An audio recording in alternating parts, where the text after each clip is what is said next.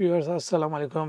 আরেকটি সংবাদ সেটি হচ্ছে বিশ্বকাপের এই ডামাডোলের সময় ব্যাপক হারে নকল জার্সি ইংল্যান্ডে বিক্রি হয়েছে।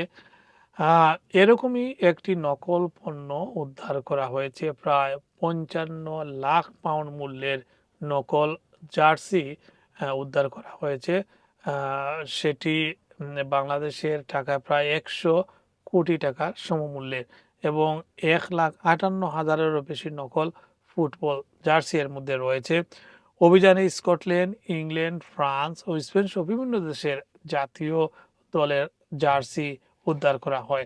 এডিনবারা ট্রেডিং স্ট্যান্ডার্ডস বিভাগ, পুলিশ, স্কটল্যান্ড পুলিশ, জাতীয় ট্রেডিং স্ট্যান্ডার্ড সংস্থা এবং এডিনবারা সিটি কাউন্সিলের যৌথ গোয়েন্দা অভিযানের মাধ্যমে প্রায় ৯ টন নকল জার্সি জব্দ করা হয়। কর্মকর্তাদের মতে এটি যুক্তরাজ্যের ইতিহাসে জাল পণ্য বিরোধী অভিযানের অন্যতম বড় একটি অভিযান।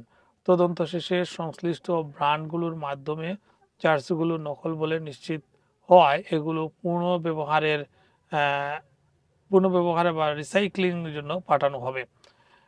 যে জার্সিগুলা উদ্ধার করা হচ্ছে সেগুলো হচ্ছে এদেশের যে বিভিন্ন ব্র্যান্ডেড পণ্য রয়েছে, সেই ব্র্যান্ডেড পণ্যের নকল ভার্সন সেটি করা হয়েছিল এবং সেটি বিক্রি করা হচ্ছিল। কর্তৃপক্ষ জানিয়েছেন নকল জার্সিগুলো আসল পণ্যের মতো নিরাপত্তা মান বজায় রেখে তৈরি করা হয় না। এসব পোশাকের ক্ষতিকর রাসায়নিক রং বা সহজে দাহ উপাদান থাকতে পারে যা ব্যবহারকারীদের জন্য স্বাস্থ্য ও নিরাপত্তা ঝুঁকি তৈরি করতে পারে। এছাড়া এসব জার্সির মান সাধারণত অনেক নিম্নমানের হয়ে থাকে।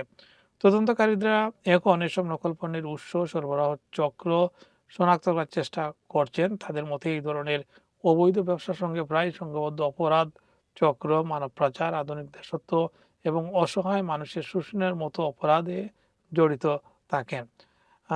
চার্টার্ড ট্রেডিং স্ট্যান্ডার্ডস ইনস্টিটিউটের তথ্য অনুযায়ী বিশ্বব্যাপী নকল ও পাইরেটেড পণ্যের বাজারের বার্ষিক মূল্য প্রায় 466 বিলিয়ন মার্কিন ডলার।